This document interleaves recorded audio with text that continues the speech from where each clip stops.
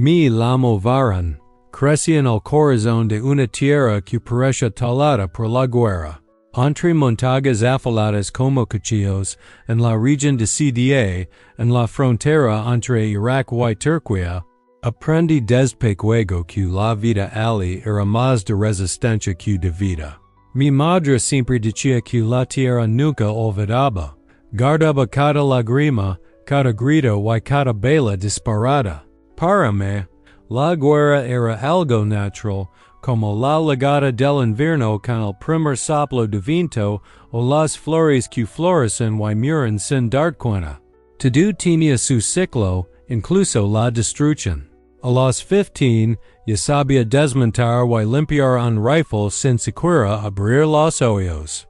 La adolescencia allí no tiene el mismo sabor que un libro. Crecer y solo el tiempo que tarda en ligar el siguiente convoy militar, y cada día es una batalla por la supervivencia.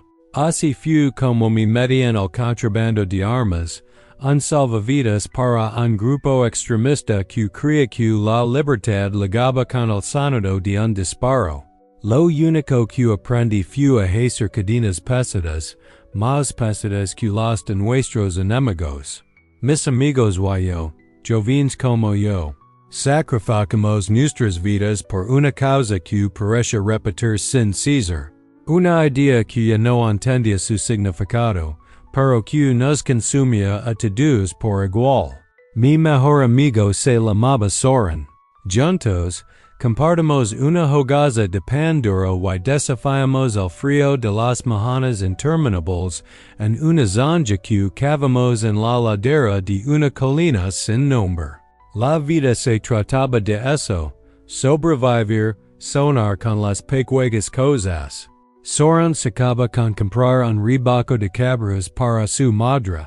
Yo, en cambio, quería regalar a mi madre una brújula para que nunca se perdiera en las montañas buscando hierbas medicinales, pero todo cambió en un instante. Un zumbido agudo y metálico atravesó el aire.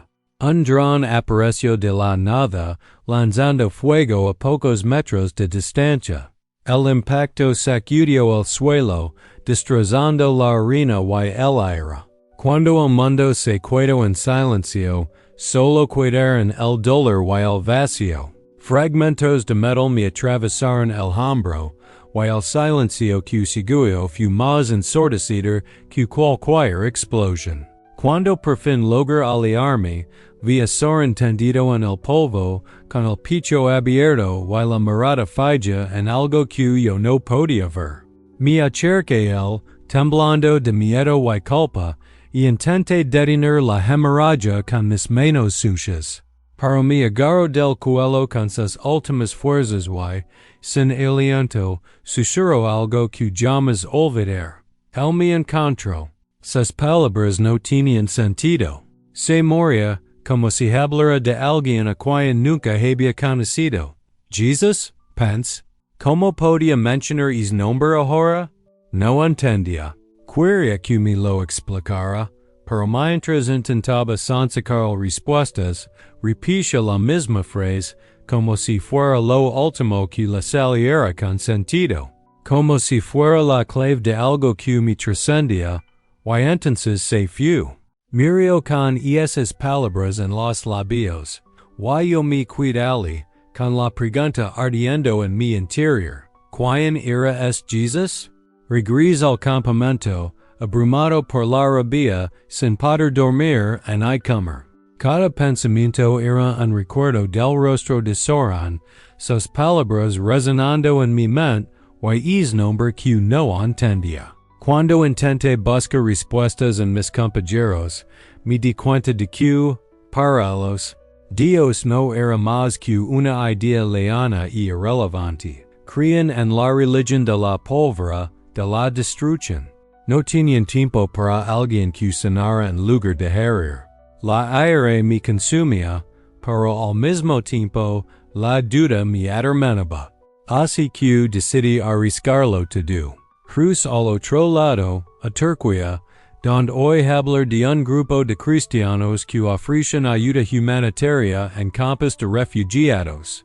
Sabía que ali no encontré lo que buscaba, pero algo me decía que fuera. Camin durante 3 días, cruzando campos minados y pasando patrullas. Finalmente, liga una tienda de lona blanca con un símbolo dibujado a mano, algo que nunca había visto, la silueta de un pez. Lo que me esperaba ali cambiaría mi vida para siempre. Fui en este campo de refugiados don conocía un hombre llamado Rafik, no parecía un gran líder ni un predicador. No vestía ropajes ni símbolos religiosos de ningún tipo, era simplemente un hombre con una sonrisa que parecía resistir el peso de todos los inviernos pasados. Me ofreció pan, me curó el hombro herido y lo más importante, escuchó, sin prisas, sin interrupciones. Mientras le cantaba sobre la muerte de Soren y todo lo que me había traído hasta ali.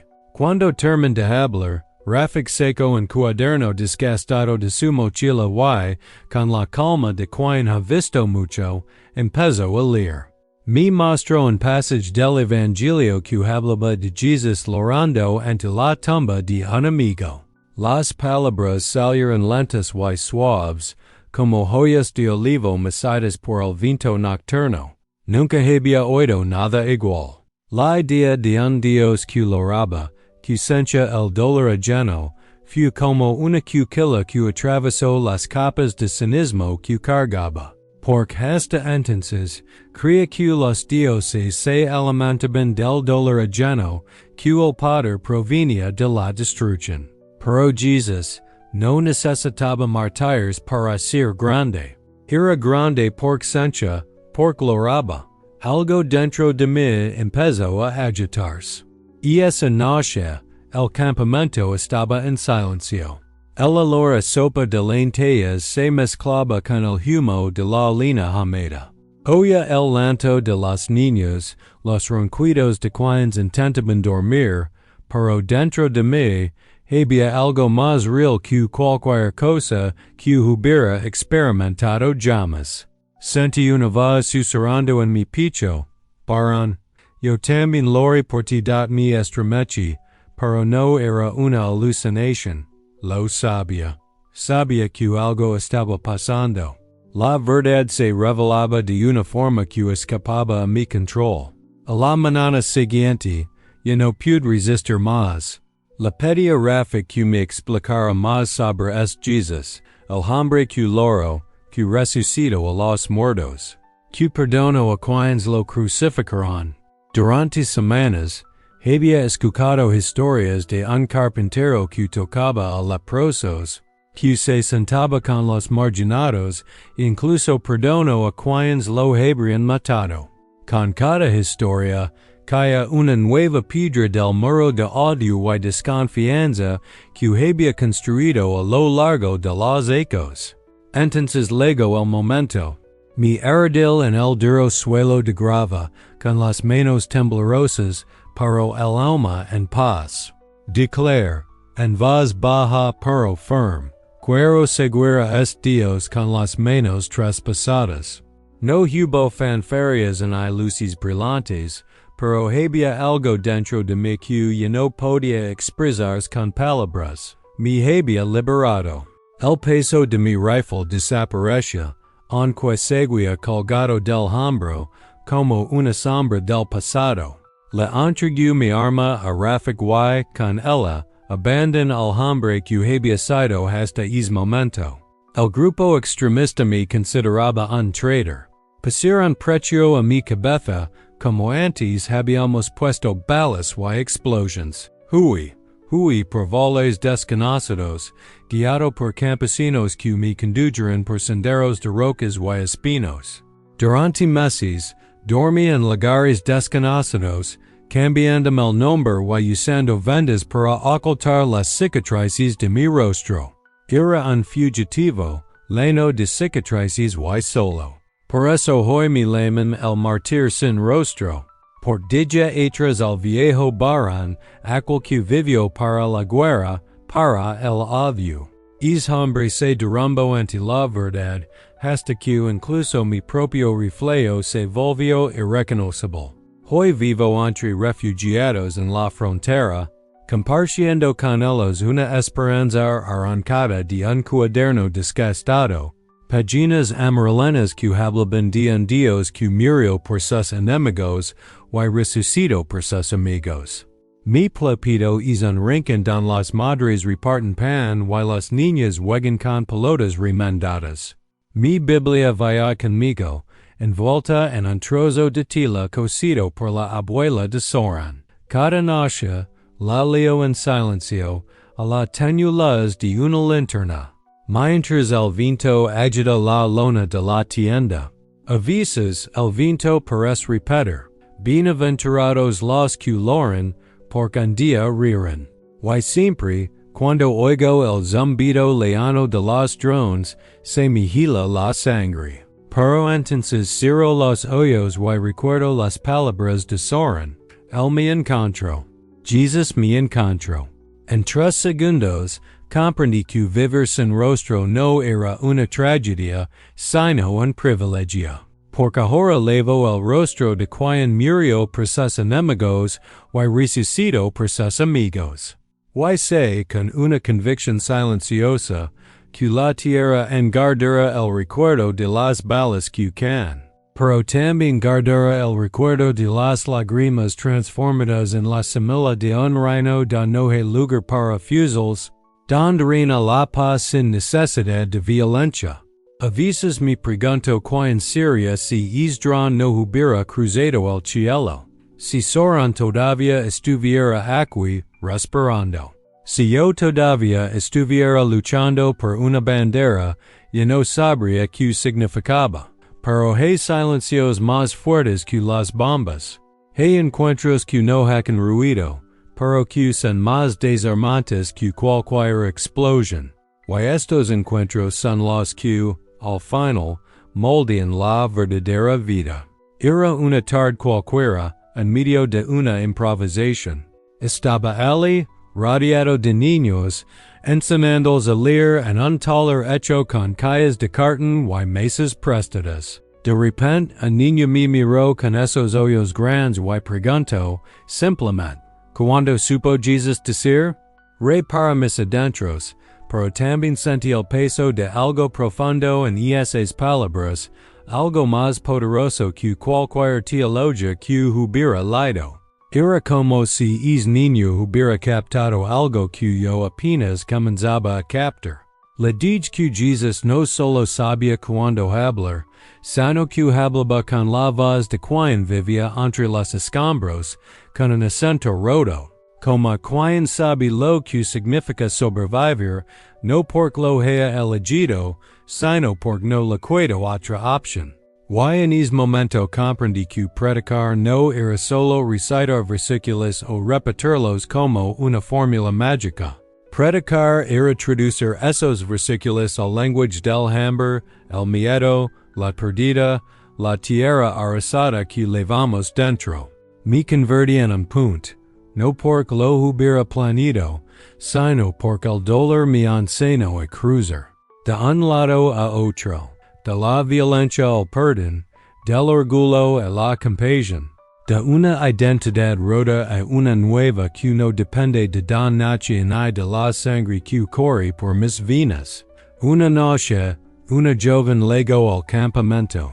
Levaba el rostro cubierto por un pañuelo gris y caminaba como si hubiera soportado el peso de siglos. Tenía los ojos enrojecidos, pero no por dolor. Contenía las lágrimas.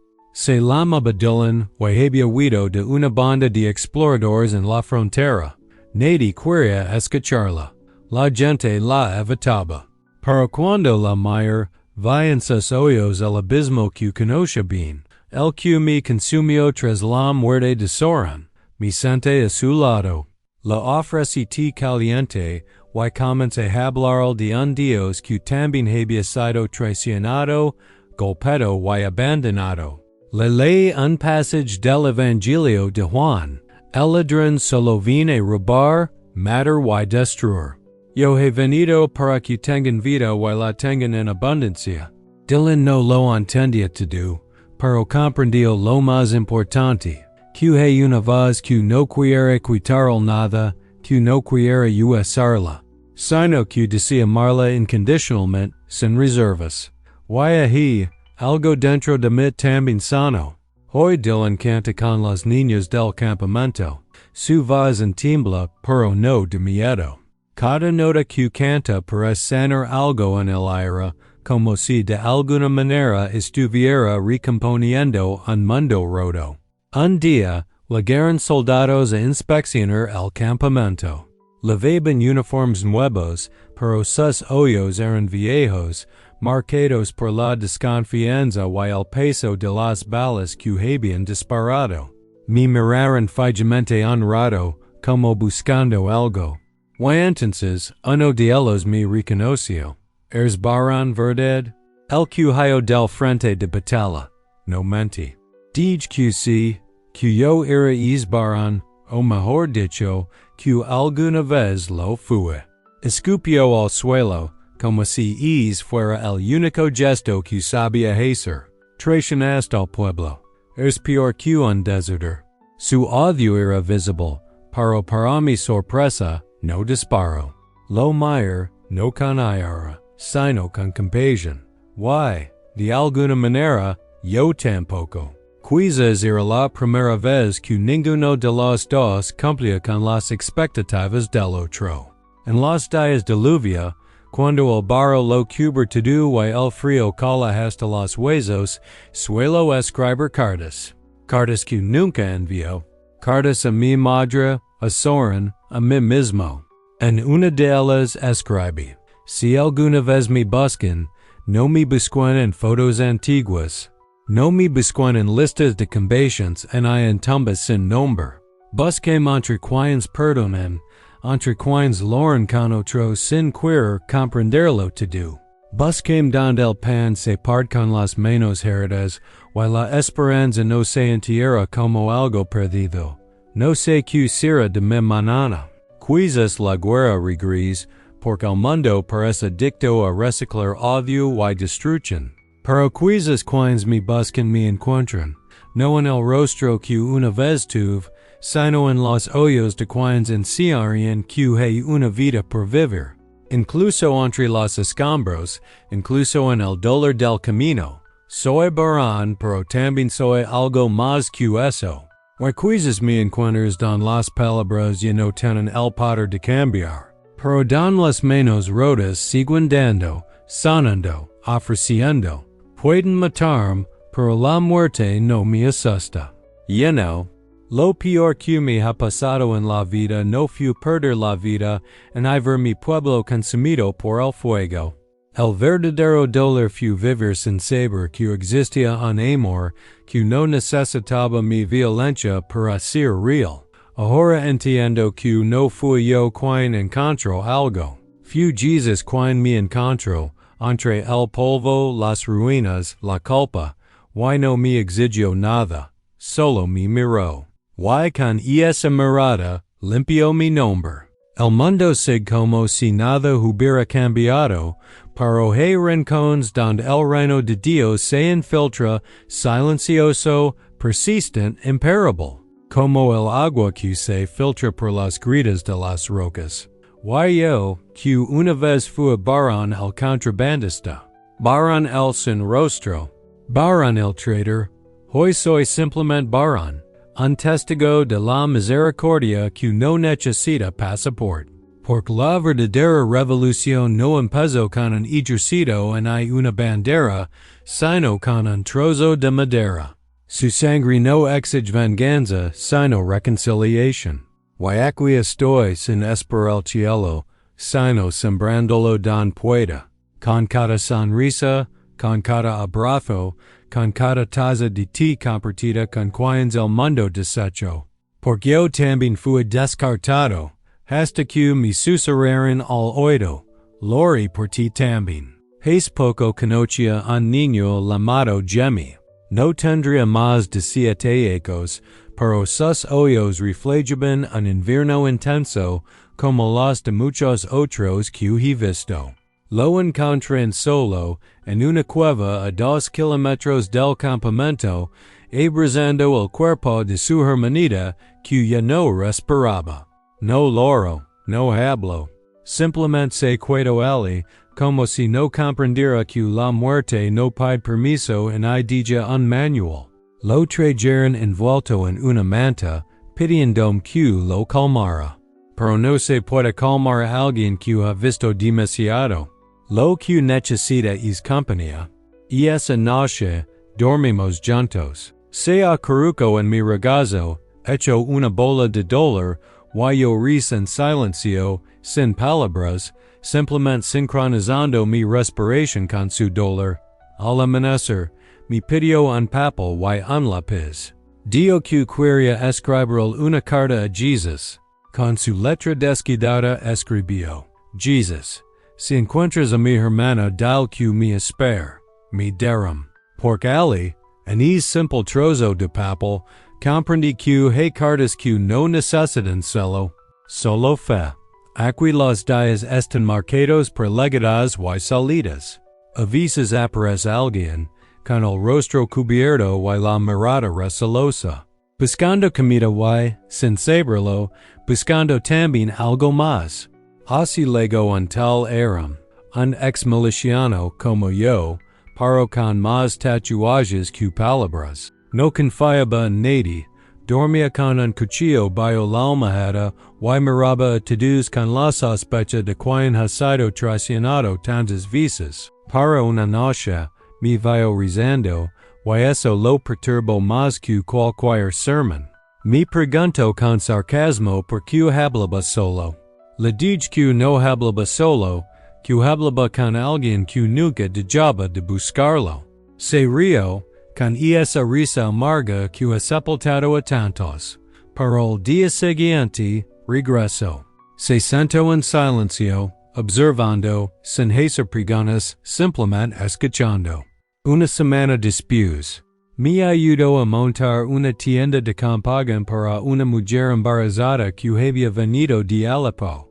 No dio nada, pero al terminar, dejó un mensaje en una piedra cerca del fuego. Era algo sencillo, pero cargado de profundo significado.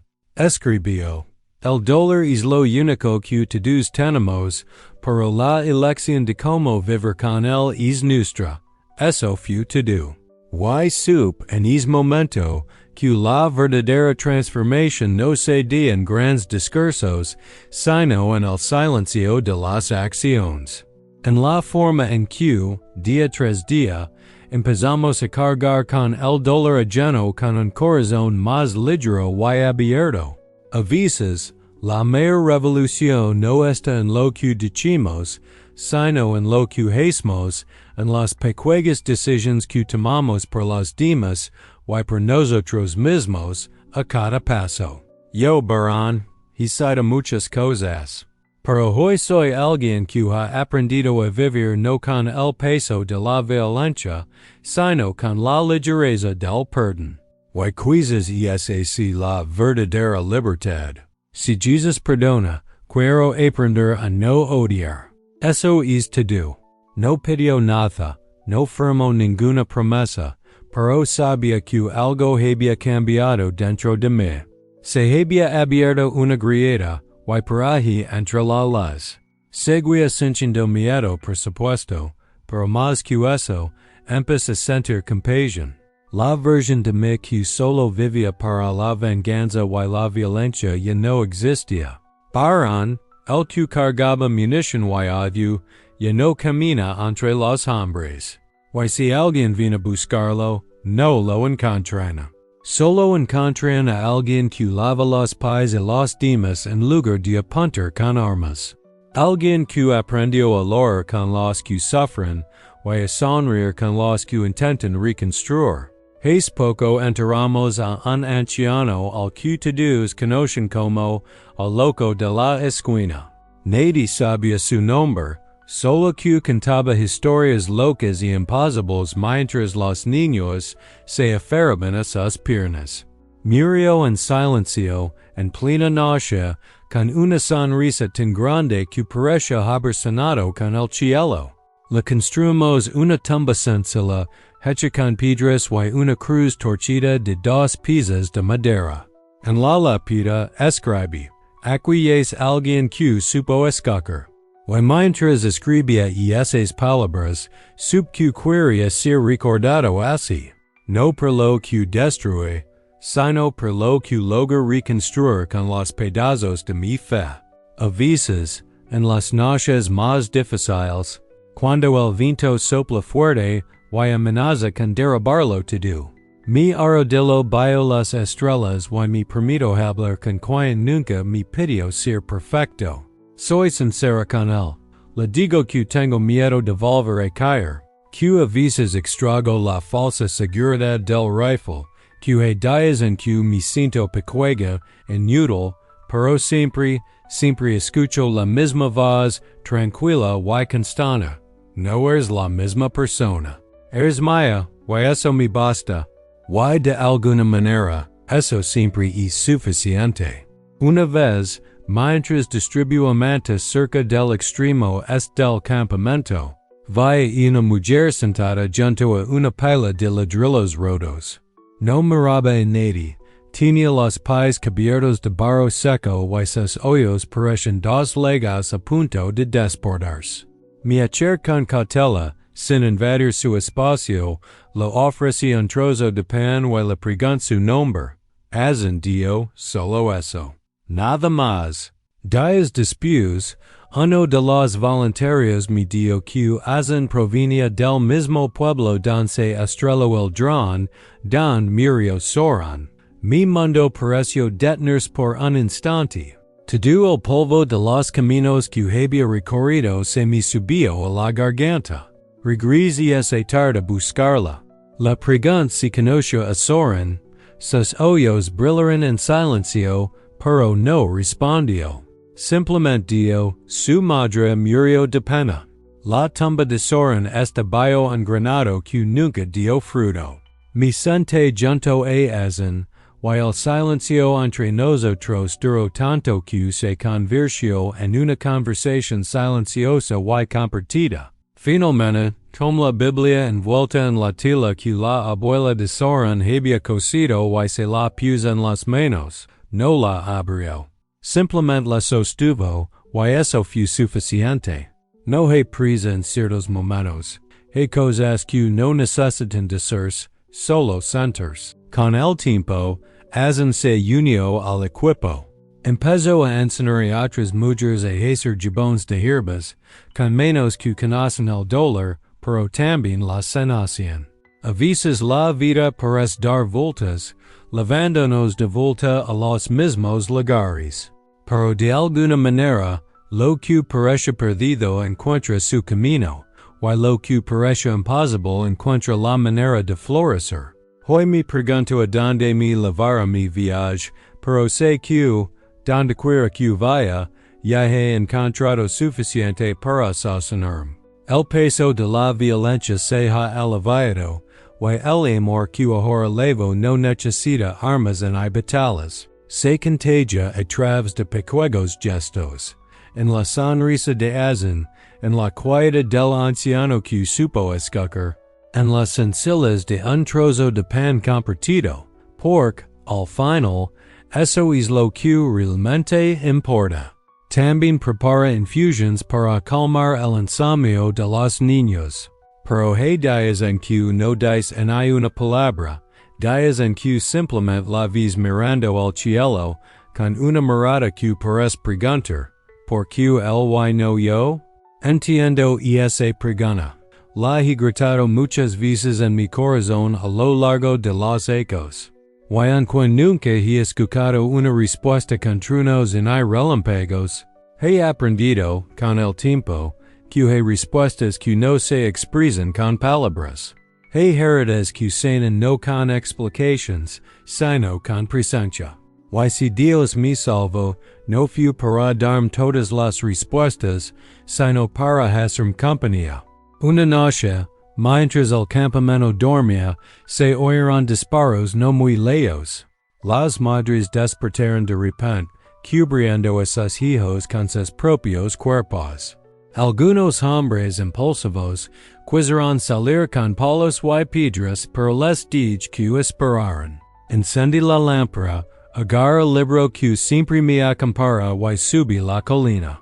Mi corazón latía con fuerza, pero el miedo ya no me dominaba. Al llegar, encontré a dos soldados heridos, desertores. Uno apenas respiraba, el otro temblaba, apuntando con su arma oxidada. ¿Quiénes? ¿Qué quieres? Preguntó con voz ronca. Encontré la verdad dentro de mí y dije, soy varón, no vine a desesperar. Vine sanar dotse río, cocio sangre y, con lágrimas en los ojos, bajo el arma. Loro y, entre lágrimas, dio, también estoy cansado de matar por nada. Regresamos juntos al campamento, levando al otro soldado entre nosotros. No nos aplaudieron, no hubo gratitud. Algunos me fulminaron con la mirada, pero no me importa. No vine a complacer. Vine a redimir. Los dos soldados se quedaron, y uno de ellos murió esa misma semana. El otro se llama Dilshad. Hoy construí refugios con madera reciclada. No hablo mucho, pero cuando lo es como si sus palabras cargan con el peso del precio de la paz. Un día, mientras martiba una viga, dio, a veces sueño con la gente que he matado, pero desde que escuché ese passage don Jesús perdona al ladrón en la cruz, me despierto con menos gritos en la cabeza. Y sucedió esto, solo esto, era un milagro. Y esa frase se quedó conmigo, porque entendí que la verdadera paz no es la ausencia de dolor, sino la capacidad de vivir con él sin que nos destruya. Hace poco encontré una foto vieja en el fondo de una maleta olvidada. Era una foto de mi padre. No lo recordaba tan joven. En la foto, tenía la misma expresión que yo el día que crucé la frontera, vieja y dura. Quería saber más. Revise los archivos de la organización que registra a las personas desplazadas y encontré su nombre entre los que murieron hace más de 10 años. En un ataque cerca de Seco. No dejo carta en itumba, solo una palabra tachada de un uniforme insurgente. Me quid mirando es papel durante horas, preguntando cuántos miran con etiquetas que no cuentan su historia. Me pregunto si alguien alguna vez loró por él. Y esa noche, me heredil, no para rezar por mí, sino por él. Por el hombre que me dio la vida y que nunca supo que había otro camino. Y en ese momento, sentí que el mismo Jesús que loró por Lázaro, loró por mi padre. Y eso cambió algo en mí. Cambió mi forma de ver la perdida y la ausencia. Hoy, muchos me llaman hermano, otros traitor. Algunos me ignoran, pero yo no necesito ser reconocido. Por quien me reconoció primero fue él. El de las manos traspasadas, el que no me pidió que me purificara, sino simplemente que lo dejara entrar. Y eso es lo que soy ahora. Yo no soy un soldado, yo no soy un traitor. Soy alguien que aprendió, entre las arrugas del dolor, que existe un amor que no necesita armas y hay justifications. Él me encontró en las ruinas, en las lágrimas, y me hizo ver que no hay verdadera libertad sin perdón. Y incluso en los días de silencio e incertidumbre, sé que él está aquí, a mi lado, sin prisas, sin juicios. Simplemente presente. Y si mañana debo morir, que si sembrando lo único que sobrevive al fuego, el amor que no espera recompensa. Una vez, durante un amanecer seco y ventoso, hoy paso cerca de la tienda. No eran los pasos de un niño ni de una madre. Eran pasados, como si cada pasada levara una decisión tomada entre balas. Me levanté en silencio. Alguien se alzó, recortado contra la oscuridad. Se quito la capucha y murmuro mi nombre. Barán, era mi hermano. El mismo hermano que cría muerto hacia ecos. El mismo que se unió a otro grupo, más radical que el mío. El mismo que juró vengar a nuestro padre, consumido por un odio que el corazón no podía contener sin envenenarse. Nos miramos fijamente un buen rato. Ninguno se movió. Su rostro estaba demacrado. Pero sus ojos seguían siendo los del chico que me había seguido por los acantilados tras los nidos de los halcones. Dicken que nos traicionaste. Dio en voz baja, que ahora eres un perro de los infieles. Trag saliva con dificultad. No porque el insulto me doliera, sino porque reconocí en él el mismo temblor que me recorrió la primera vez que pronuncié el nombre de Jesús en voz alta. Dicken muchas cosas para responder, pero lo que no dicken es que estoy viva y libre. Libre de que barán si ahora estás lavando pies en lugar de levar armas? Libre de la carga de creer que necesito destruir para existir. Volvió el silencio, y entonces hizo algo inesperado. Se sentó. No dio nada más, simplemente se sentó. Como cuando éramos niños y, después de un castigo, no sabíamos qué decir. No volvimos a hablar y esa noche. Pero al amanecer, encontré un papel cerca del fuego. Con su pulcra letra, decía, no entiendo qué eres. Pero por primera vez no quiero matar. Y aprendí que a veces la gracia liga como el arrocio, sin previo aviso, pero cambia todo lo que toca.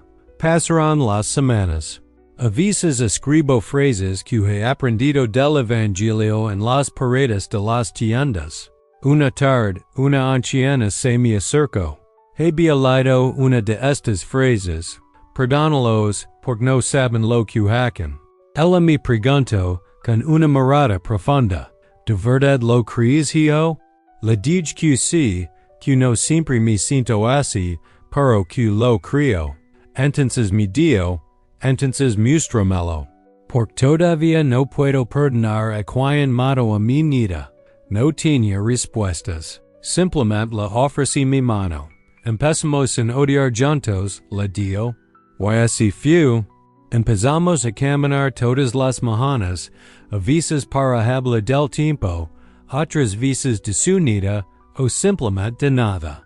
Un día, de repente, me dio. Hoy or por él. No para que le fuera mal, sino para que encontrara lo que yo encontraba, consuelo. No dije nada. Solo la sonreí porque sabía que eso también era sermonir. Una vez apareció una reportera extranjera. Quería documentarlo todo, entrevistas, artículos, fotos. ¿Puedo contarlo al mundo sobre ti, barán? Ella preguntó. Le dije que sí, pero que no se olvidara de contar las historias que no tienen nombre, las que no caben en la cámara, las que se cuentan con una mirada, un trozo de pan, una canción cantada con la voz entrecortada. Porque la verdadera historia es la que no se ve con los ojos, sino la que se siente con el corazón. ¿Qué es esta historia? Esta pequeña revolución silenciosa que atraviesa el dolor y el odio, la que quiero dar atrás. La historia de un hombre que encontró la libertad no al alejarse de las sombras, sino al abrazarlas, y al mismo tiempo, al descubrir que la luz siempre estuvo ahí, esperándolo. ¿Y qué es eso si lo que soy ahora? Ni un héroe, ni un mártir. Solo un hombre que eligió ser campesero, incluso cuando el mundo solo sabe librar guerras. Porque al final, el amor que sombre no necesita discos ni cámaras. Es el tipo de amor que crece, incluso en las trincheras, incluso entre los escombros. ¿Y qué es el único testimonio que realmente importa? ¿Y qué título quieres que le ponga a tu historia? Preguntó. No es mi historia, dije. Es la historia de un Dios que camina entre las ruinas sin hacer ruido, parodiando todo nitido, se fue lorando. Nunca supe si publicó algo, pero dejó una caja de crayons. Los niños ahora dibujan cruces, peces y soles lorosos, y me parezco eso también es cierto. Una tarde, un joven llegó corriendo. Lavaba en brazos a su madre herida. Ella se había colado por una trampilla que los soldados habían dado para su seguridad. Grito de dolor. La hicimos sitio.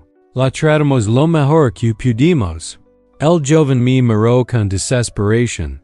¿Acaso Dios permite esto? Lo miré con calma y le dije, no. Pero Dios entra en este dolor, no para justificarlo, sino para abrazarlo desde dentro. No me comprendió del todo, pero permaneció, y ahora ayuda a otras personas que sufren. A veces lo veo hablando con su madre en voz baja. Le dice que hay un Dios que sufre con ella, y sé que una fe tan cruda pero auténtica es la más pura que existe. Algunas noches, me despierto con los gritos de quienes ya no están, con el eco de Soren, con el susurro de Gemen, con el aliento de Dylan en los amaneceres invernales, con la risa de Ain al hacer cantar a las mujeres. Y creo que este campamento no es solo un refugio, es un templo sin muros, un altar hecho de heridas y abrazos. Y yo, que una vez cargué con la muerte en mi mochila, ahora reparto jabón y libros. No parece mucho, pero en un mundo roto, es más que suficiente. Si alguien lee esto, que sepa que no busco ser un hero, un mártir en una leyenda. Solo quiero ser alguien que elige no devolver fuego con fuego, sino con ternura. Alguien que crea que había otra forma de resistir, sembrar. Y si el mundo no entiende, no importa, porque él sí. El que me encontró cuando solo había humo, el que loro por mí antes de que supiera su nombre, el que me dio, sin decir nada. Estás vivo y eso es suficiente. Y así, mientras la noche se sobre las colinas del Kurdistán y las estrellas parpadean como recuerdos, me siento junto a la chimenea y releo la carta de Gemen. Jesús, si encuentras a mi hermana, dile que me espera. Sí, Gemen. Él la encontró, y en día, todos los que fuimos encontrados nos reencontramos. Sin armas, sin miedo, solo con cicatrices que brillan, como faros, como promesas cumplidas. Una de esas noches en las que el frío parece te azota los tobillos, oí una canción suave. No era kurdo en árabe. Era en idioma que no reconocía, pero la melodía me conmovió. Seguí el sonido hasta una tienda de campaña, donde un joven idiota cantaba con los ojos cerrados. Su voz era discreta. Cuando terminó, me miró y dijo, es un salm o data unq en valle de sombra de muerte, no temer mal alguno, por ti estarás conmigo. Me senté a su lado. No dije nada. Simplemente respiramos juntos. Porque hay momentos en que la fe no se expresa. Se comparte como fuego bajo las cenizas. Con el tiempo, comprendí que Jesús no solo me salvó del odio, me salvó del olvido. Por cuando te usan como arma, lo primero que pierdes es tu nombre. Pero de alguna manera, mientras caminaba entre los escombros, mientras compartía el pan, mientras escuchaba el dolor y las esperanzas de los demás, algo en mí se restauró. No sé qué me deparara el mañana, ni donde me llevara el camino, pero sé que yo no soy el varón que una vez fui. Y quizás eso sí suficiente. La vida a veces nos reduce en meros etiquetas, misiones. Nos transformamos en siglas estadísticas apenas visibles en medio del caos. Pero en el Evangelio encontra algo profundamente conmovedor. La historia de Jesus la mando en ciego por su nombre, incluso cuando nadie más podía verlo. Y pens, si él pudo morar es hombre perdida entre la multitud y lamarlo por su nombre, entonces también puede lamar por el mío, cuando me siento invisible. Fue en ese momento que un niño llamado Zaniar se me acercó con una flor seca entre los dedos. Esta muerta verán. Dio, mirándola con tristeza, respondí, sí, está muerta. Pero a veces, lo muerto nos enseña más que lo que han vive. Me miró con curiosidad y preguntó, ¿cómo? Sonreí y dije, las flores que ya no respiran nos recuerdan lo que era hermoso. Y eso es lo que nos da el valor para volver a plantar. Dicho esto, Zaniar corrió a tierra seca y enterró la flor, esperando un milagro. Claro que la flor no floreció, pero todos los días iba allí, mirando la tierra como si anhelara que la vida volviera. Y yo, observándolo, recordaba el versículo que dice, si el grano de trigo no se entierra y muere, queda solo, pero si muere, da mucho fruto. Zaniar no lo sabía, pero su fe era exactamente así. Una fe que entierra lo roto, creyendo que de ello puede nacer algo nuevo. Un día, una anciana se me acercó. Me pidió un pasaje del libro, pero con tristeza en la mirada, me dijo que no sabía leer. Quiero oír palabras que alivian el dolor de mi espalda. Dijo, así que la ley las palabras de Jesús en Mateo, vengan a mí todos los que están cansados y agobiados, y yo les daré descanso. Cuando termine, dejo escapar un profundo suspiro. Esto es lo que me duele, dijo en voz baja. No la espalda sino el alma. Me pidió que le enseñara una frase que pudiera repetir cuando el dolor del recuerdo la abrumara. La enseñé. El Señor es mi pastor, nada me faltará. Ahora, cada vez que le tiemblan las rodillas, repite esas palabras. Cuando las olvida, canta. Porque la música, como un suave bálsamo, mantiene conmovida la mente del corazón roto, recordando que no hay que rendirse. Un día, me paré frente a un espejo improvisado hecho con una tapa de metal oxidada. Mira mi reflejo, los hoyos, las cicatrices, el pelo que ya no crece como antes. De repente, me di cuenta de que no me reconoce del todo, pero al mismo tiempo, no me rechazaba. Fue entonces cuando cuando Jesús le dio a Pedro, Simon, pero serás Pedro.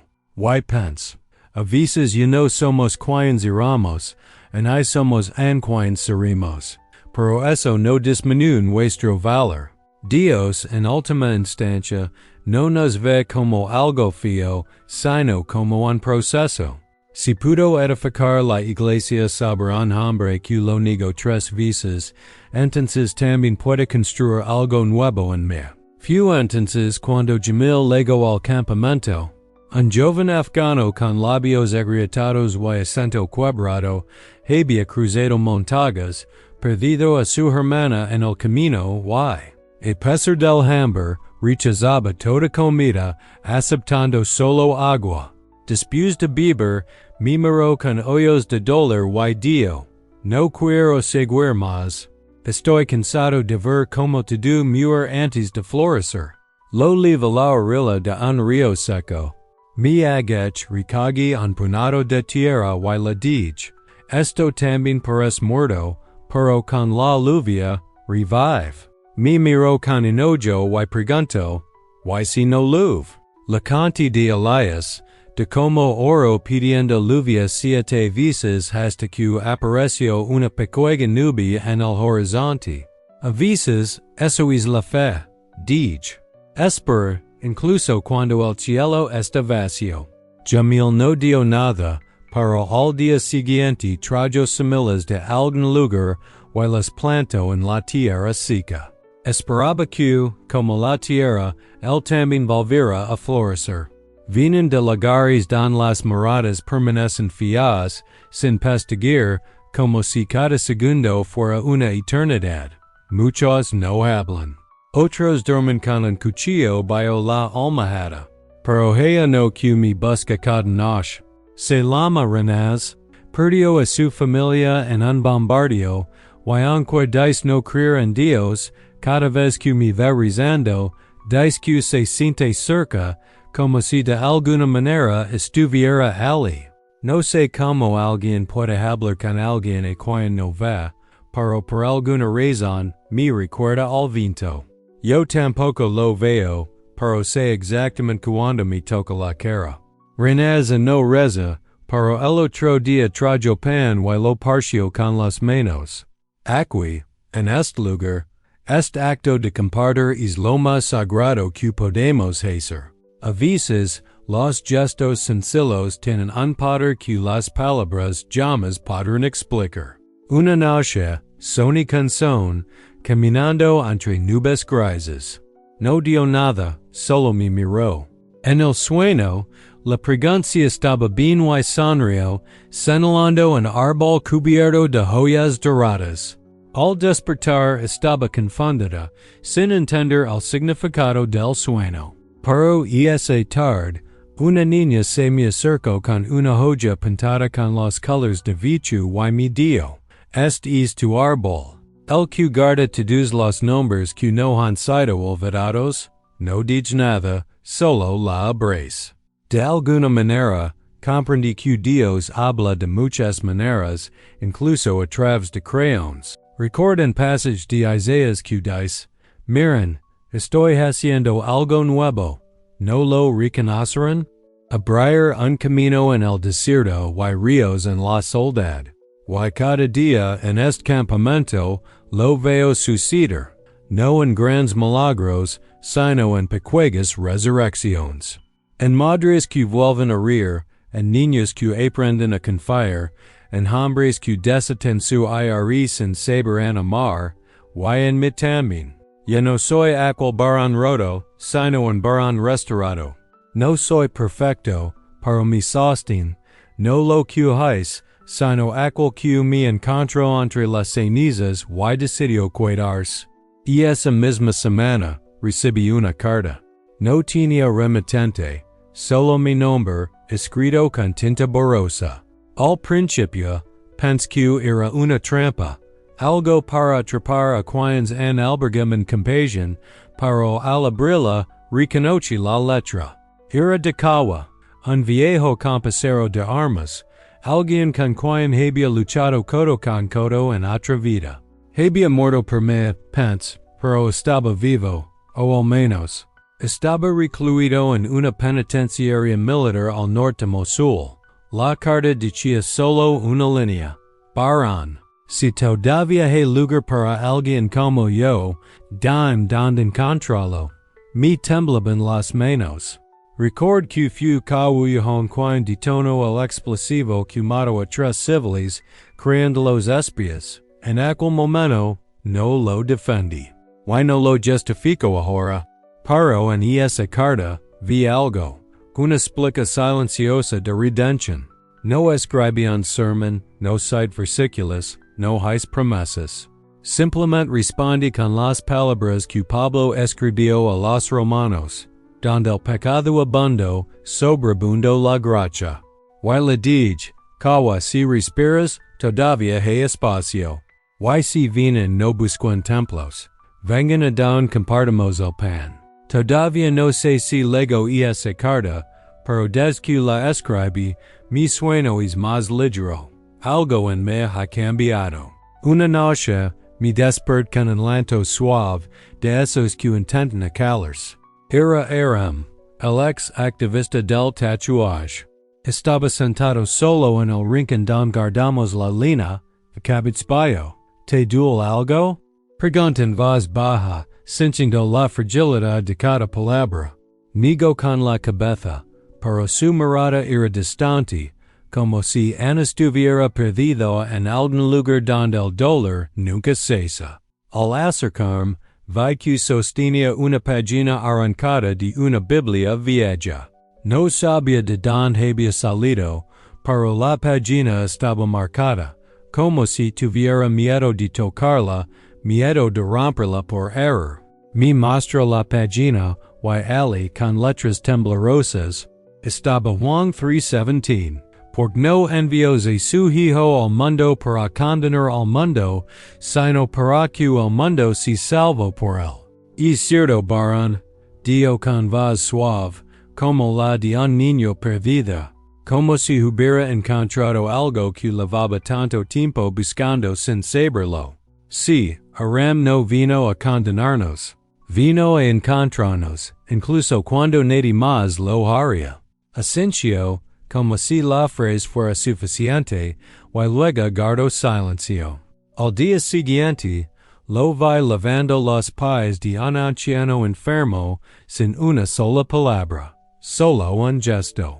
Como si supieras que, a veces, las acciones hablan más que cualquier sermón. Hace unas semanas, el generador del campamento se averió. La oscuridad descendió como un manto, envolviendo todo el lugar. Los niños lloraban, las madres intentaban consolarlos, pero la tristeza flotaba en el aire como una densa nube. Fui al centro, donde se alzaba el poste más alto, y encendí una lámpara de gas. La sostuve como un faro en medio del mar embravecido. Lentamente, la gente salió de sus tiendas. Nadie dio una palabra. Se acercaron a las como palilas, atraídos por una lama, buscando alguna esperanza. En ese momento record las palabras de Jesús.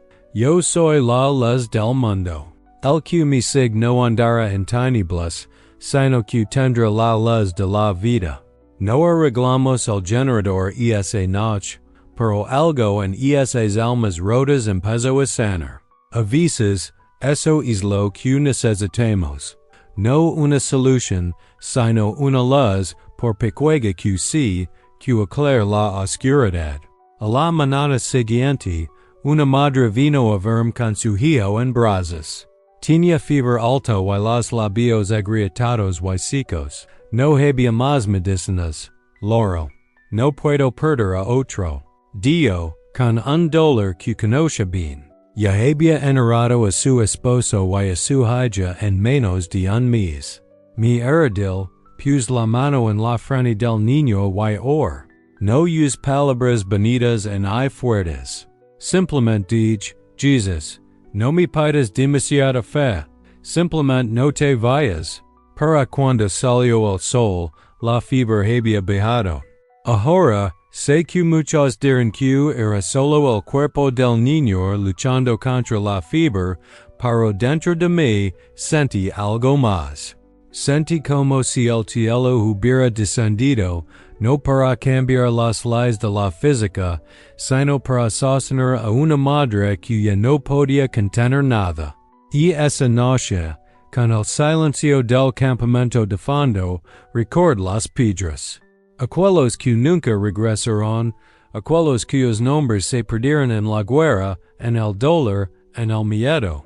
Muchos escriben sus nombres en las piedras y los dejan cerca del fuego como testimonio final. También dije una piedra. Escribí Baran para lo tach. Y debajo, escribí otro nombre. Abdiav sirvo del Señor. Porque en ese momento, comprendí que mi historia no termina con un nombre roto, sino con uno nuevo, grabado en mi corazón. Como está escrito en Apocalipsis 2:17, y le dar una piedrita blanca. Y en él estará escrito un nombre nuevo, el cual nadie conoce sino aquel que lo recibe. Ya no soy el mismo. Y aunque este nuevo nombre nunca se pronuncia en voz alta, me sostiene de maneras que no puedo explicar. Una mañana, mientras repartíamos pan, vi a Samira desmayarse. Ella, que cuidaba de los huérfanos, dio todo lo que tenía y más. Yo apenas comía para poder compartir con los niños. La levamos adentro, le dimos agua y, mientras se recuperaba, me tomó la mano con fuerza silenciosa. ¿Sabes que me duele más? Mi pregunto, con los ojos cargados de cansancio y resignación, ¿no es mi cuerpo sano que nadie me diga que vale la pena seguir adelante? Fu como si, al oír esto, algo dentro de mí también se rompiera. La mayor y, en lugar de un consuelo vacío, respondí con las palabras que Jesús le dio a una mujer condenada a muerte. Yo no te condeno, vete, y no peques más. Pero entonces le susurró algo más, algo que sabía que necesitaba oír. Eres la hija del rey. Al principio, no lo entendió. Pero al día siguiente, se peinó, se puso una túnica limpia y sonrió. Y supo, en ese instante, que esas tres palabras habían hecho más por ella que toda la comida del mundo. En este lugar, los milagros no siempre son visibles. A veces se escuchan, como cuando un niño tartamudo recita un verso sin tartamudear.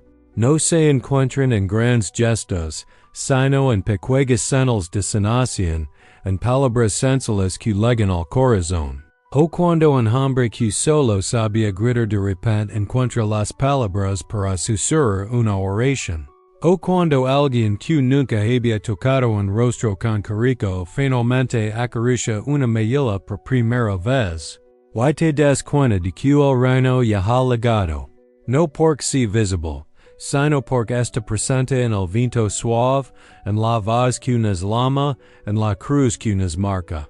Y si me voy mañana, o si quienes me buscan con rabia me encuentran, no quiero ser recordado como un mártir ni como un desertor, solo como alguien que, entre la metralla y el polvo, supo escuchar el eco de una frase que decía que la esperanza nunca se pierde, ni se quiera en silencio.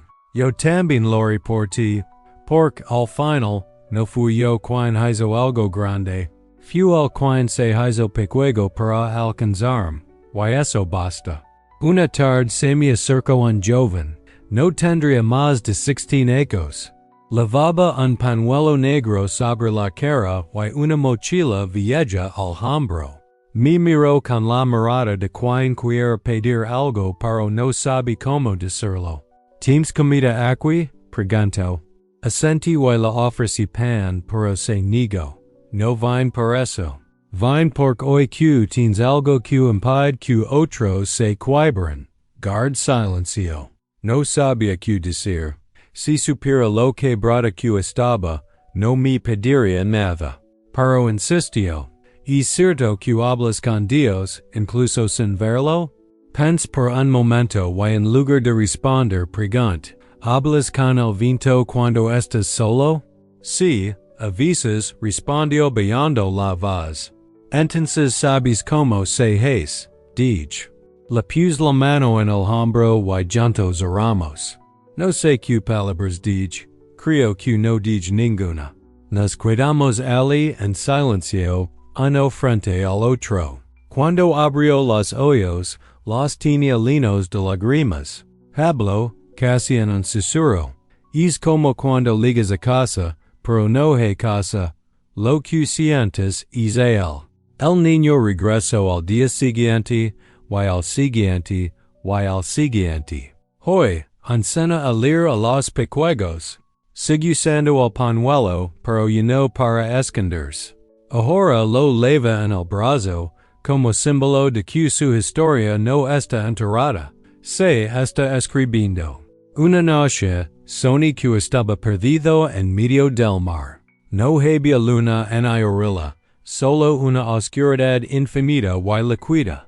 En el sueño grité, ¿dónde estás? Y una voz respondió, estoy en el juego de tus manos vacías. Me desperté con lágrimas en los ojos. Me di cuenta de que no necesitaba llenar cada día de certezas. Solo necesitaba mantener las manos abiertas, porque las manos vacías son un altar. Aquí, en este lugar donde la esperanza es casi un contrabando, los altares no son de mármol. Son marcas, huellas dadas por la vida. Un anciano me contó que era herrero. Forjábamos lanzas. Dio, hasta el día en que me cansta ver tantas lanzas manchadas de sangre, me mostró una que en conservaba. Ya no era un arma, la había doblado en forma de cruz.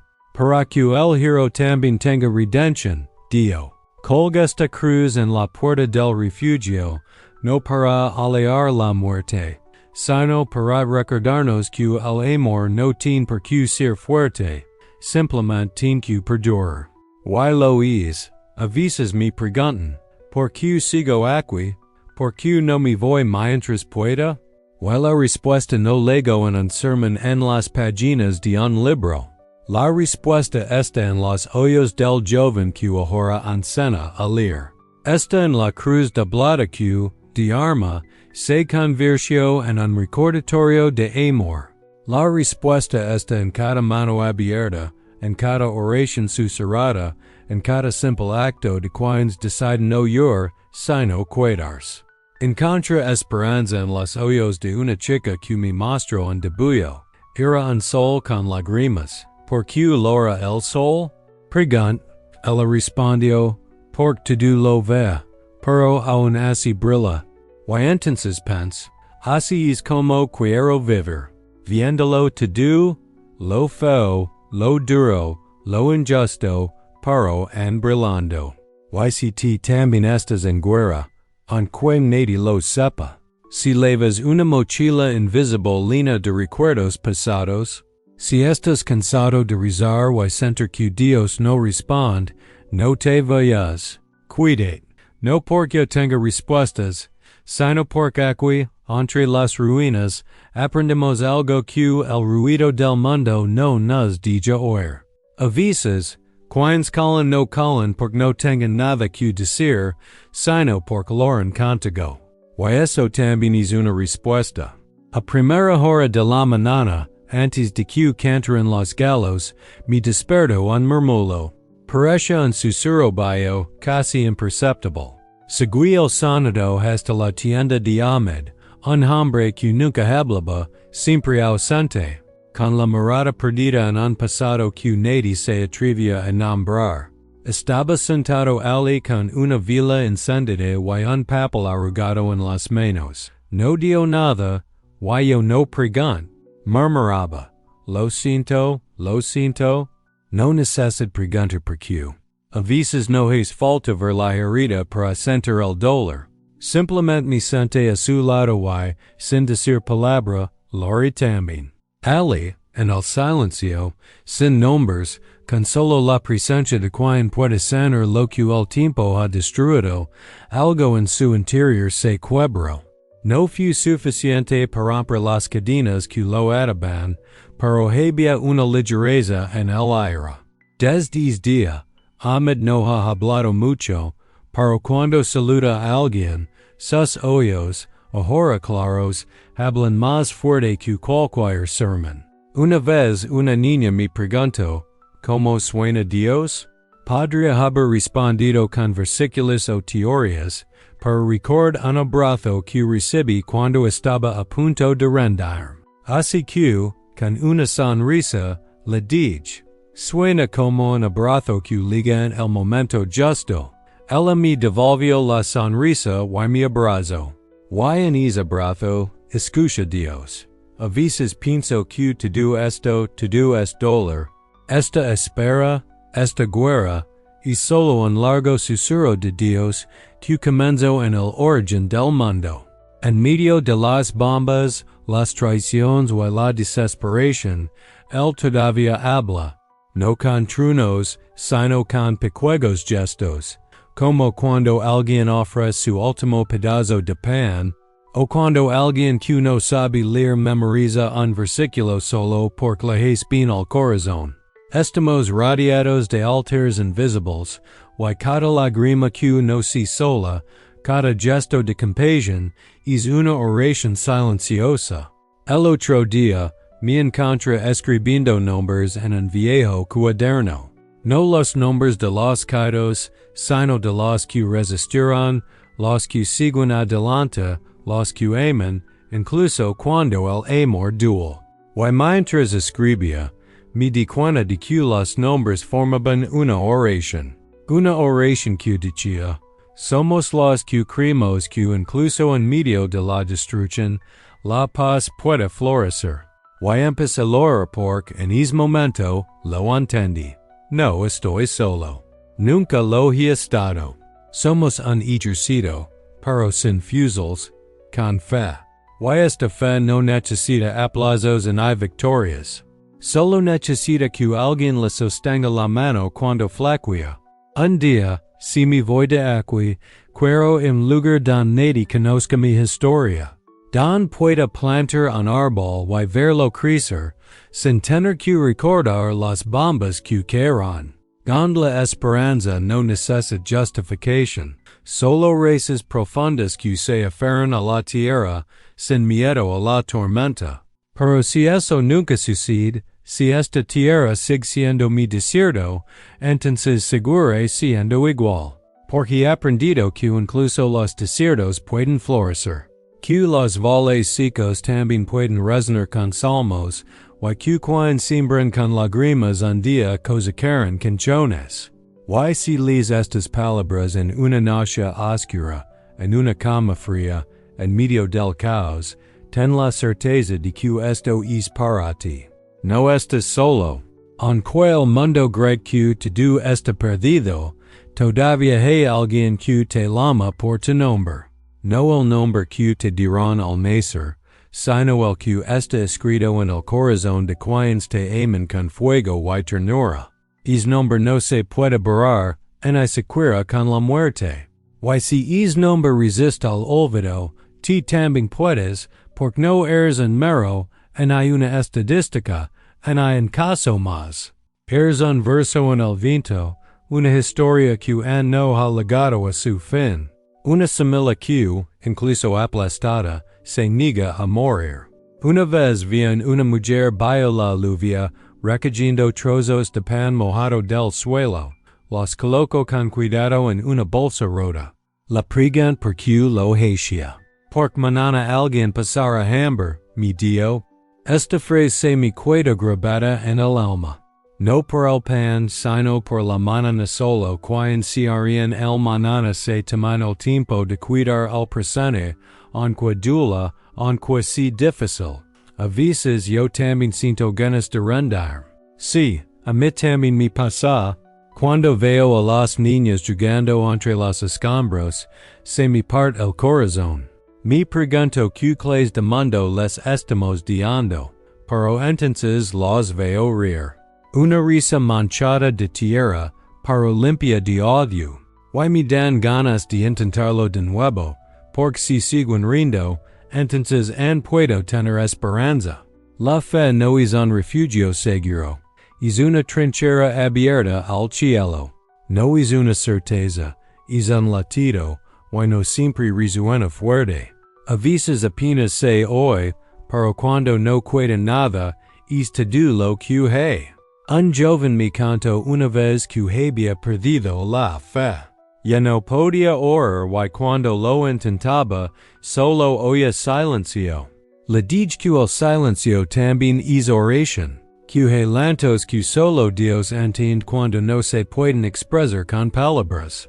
Incluso cuando no se puede hablar con él nunca dejó de escuchar. Hace poco encontré un papel arrugado en el bolsillo de un abrigo viejo. Era un verso solo uno, escrito con letra temblorosa, sanare su infidelidad. Los amaré con pura gracia. No decía quien lo escribió, pero no era necesario, porque era para mí, para ti. Para cualquiera que alguna vez haya sentido que le ha falado a Dios y que no merece regresar, siempre deja la puerta entreabierta. Hoy vi una rama seca con un brote, una sola hoja, diminuta, tímida, pero viva. La mira como si fuera un milagro, porque lo era. Somos así como ramas secas. Pero si hay una chispa de sabiduría, si hay una promesa viva, brotará. Aunque tarde, aunque nadie la espera, aunque el invierno dure más de lo que el alma puede soportar. Y si esta noche sientes que ya no puedes más, si el miedo te aprieta la garganta y te susurra que todo ha terminado, cuide. Respira hondo y recuerda que todavía hay alguien rezando por ti, aunque no sepas su nombre. Alguien que cree en ti, incluso cuando ya no puedes creer. Alguien que mantiene una vida encendida, esperando tu regreso. Porque no se trata de fuerza. Se trata de no renderse. Y no te dejaré ir. ¿Te has parado a pensar alguna vez en el poder de lo invisible? En una ocasión, Jesús se encontraba frente a una multitud que gritaba, señalaba y juzgaba. ¿Y qué hizo? No alzó la voz en intento discutir, simplemente se agachó y escribió en la arena. No hizo ningún ruido, pero con simple gesto, cambió la vida de alguien para siempre. A veces, las cosas más silenciosas, aquellas que parecen insignificantes a los ojos del mundo, son las que tienen mayor poder. Lo que muchos desprecian, Dios lo usa para revelar su salvación. Si alguna vez te sientes tan perdido, tan marcado por el dolor, que ni siquiera puedes perdonar a ti mismo, recuerda esto.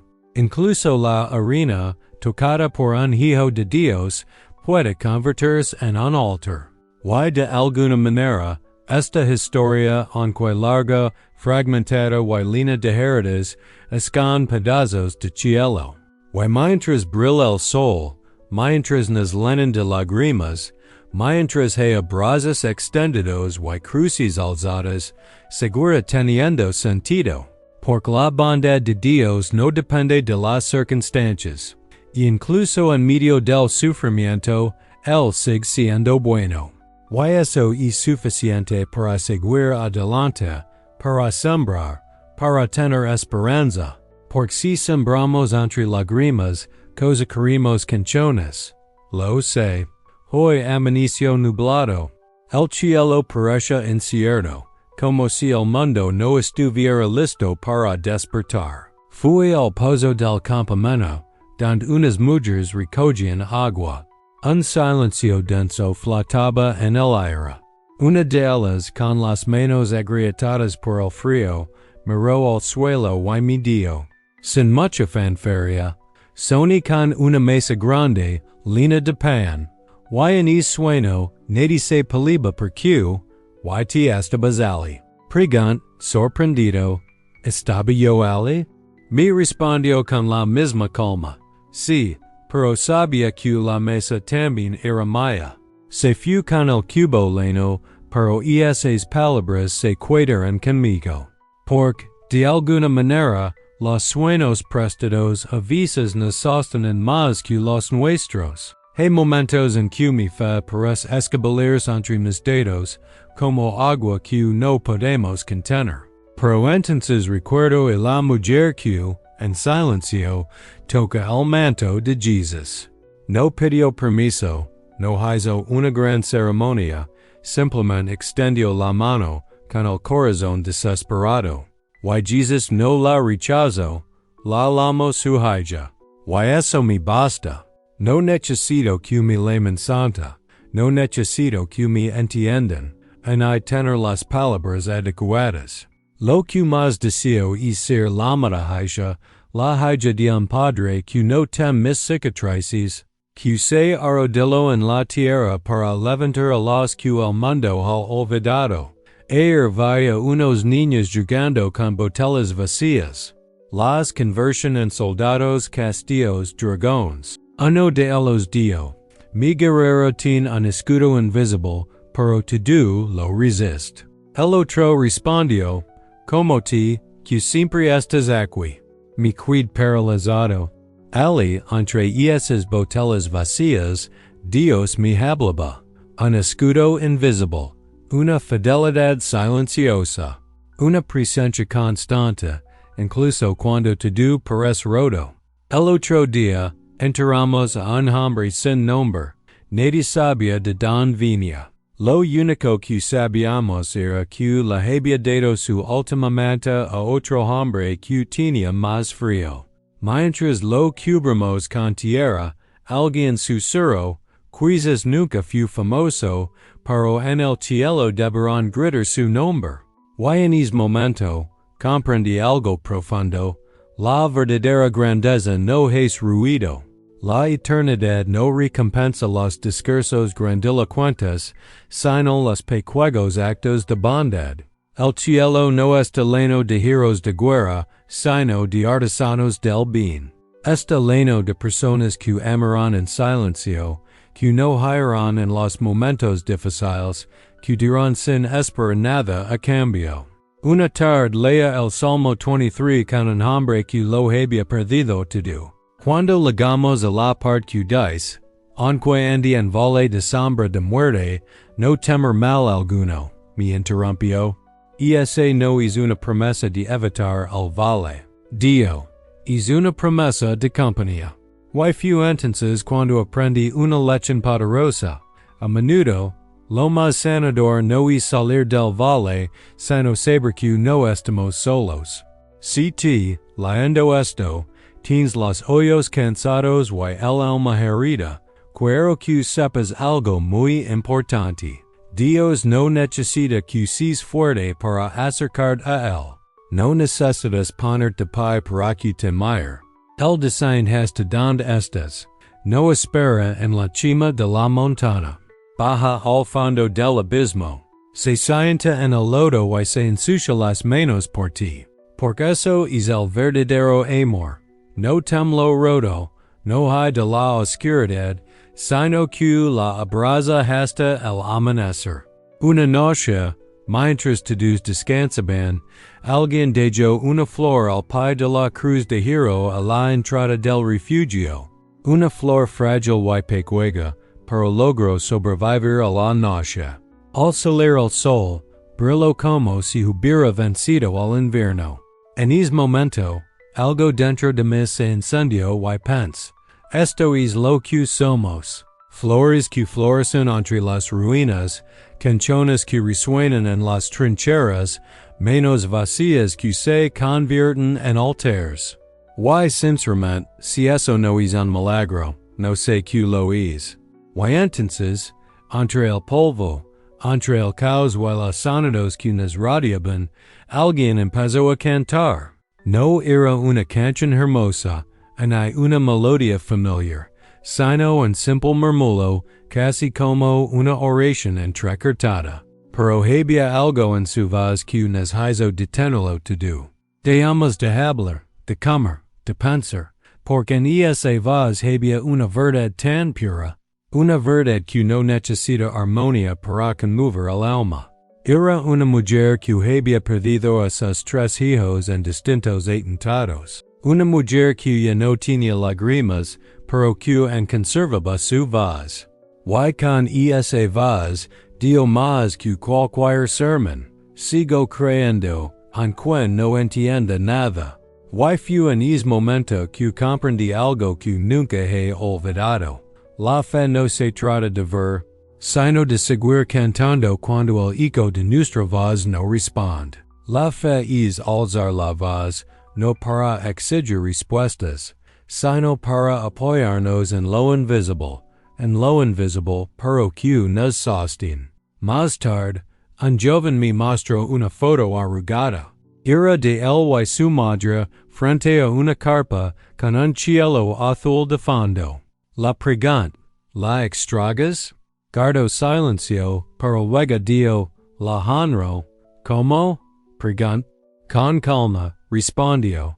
Cada vez que comparto algo, cada vez que ayudo a alguien, cada vez que decido no odiar. Guard silencio, porque sabía que esta era una fe viva.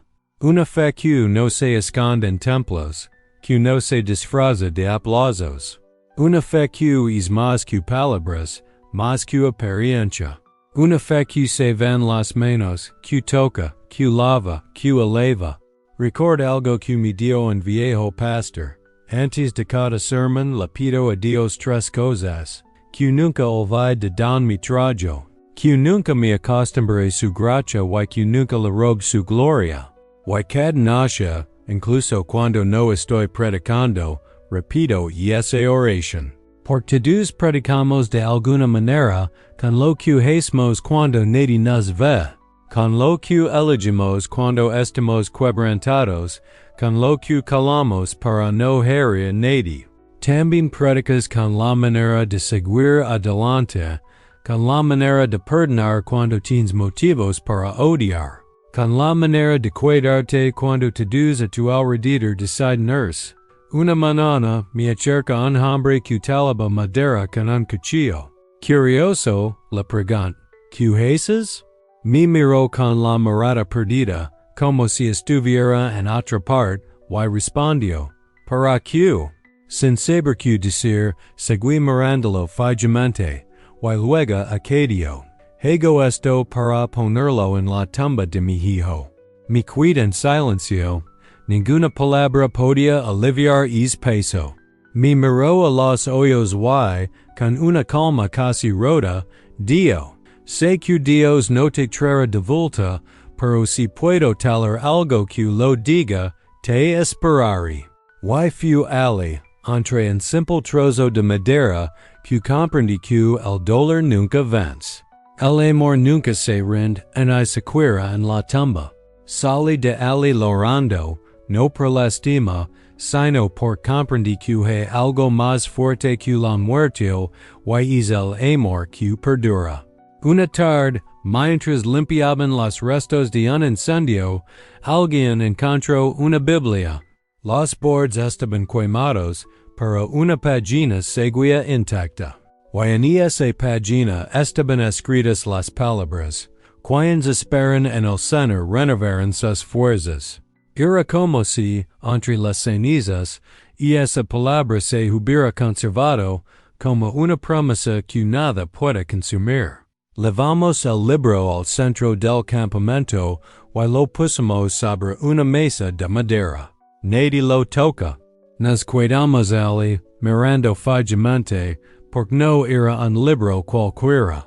Era un testimonio viviente de que, incluso entre las cenizas, la promesa de Dios permanece firme. Y si hoy te sientes como esas cenizas, si la lucha por levantar te parece abrumadora, si todo parece perdido, escucha lo que tengo que decir. Hay un Dios que escribe sobre el humo, que embellece lo que el mundo llama destrucción. Dios no necesita que seas fuerte, sabio y perfecto. Solo necesita que no te alejes, que le abras un pequeño espacio, aunque sea temeroso, aunque sea incierto. Él entra donde nadie más entra. No para juzgar, sino para dar la bienvenida, porque no eres la suma de tus errores y tus fracasos. Eres el sueño de Dios hecho carne y hueso. Eres la razón por la que extendió sus brazos en la cruz. Eres el sí que él nunca se cansa de repetir. Así que, si esta noche te sientes perdido, sin saber qué hacer, detente un momento y ponte la mano en el pecho. Sentí este latido. No es casualidad. Este latido es una señal divina. Es la presencia de Dios en tu vida, y mientras tu corazón late, todavía hay un plan. Y mientras hay un plan, todavía tienes tiempo. Ahora que hemos llegado hasta aquí, con las manos sucias y el alma sana, con los ojos pesados pero abiertos, quiero decir esto con una certeza inhumana, sino con la confianza inquebrantable de quien ha aprendido a no confiar en sí mismo, sino en aquel que nunca flaqueó. No estás solo. No lo estabas y nunca lo estarás. Todo lo que has vivido, incluso lo que no entiendes, incluso lo que te quebró y te hizo pensar que era el final. Fue parte de un viaje donde Dios fue tu compañero, incluso cuando no te dabas cuenta. Él no se ofende con tus preguntas, no rehae tus dudas, no se cansa de tus lágrimas y nunca se decepciona de tus heridas. Él entra, permanece y transforma. Porque, como dice su palabra, aunque mi padre y mi madre me abandonen, el Señor me recogerá.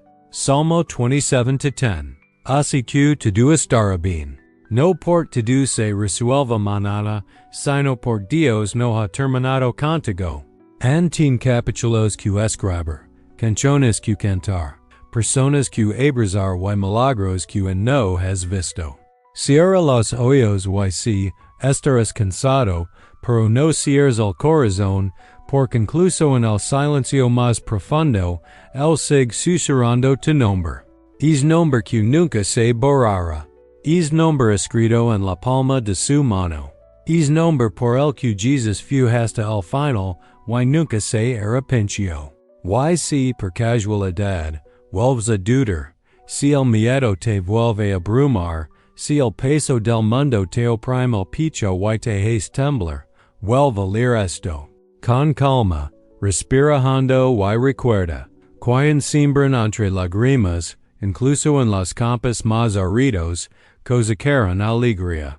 No soy yo quien lo permite, es él, quien nunca falla, quien nunca miente y cuya palabra nunca regresa vacía. Él te lo permite. Yo te lo prometo. Y aunque no puedes ver el camino ahora, aunque el dolor parezca mayor que la esperanza, ten la valencia de creer. Porque al final, la cosecha llegará. Y será una cosecha de paz, sanación y fuerza para seguir adelante, pase lo que pase. Él está contigo en cada paso del camino, y su promesa se cumplirá. Sé que así será, y si la duda regresa, respira y recuerda. Él nunca abandona a quien siembran, sobre todo cuando lo hacen con lágrimas. No estás solo.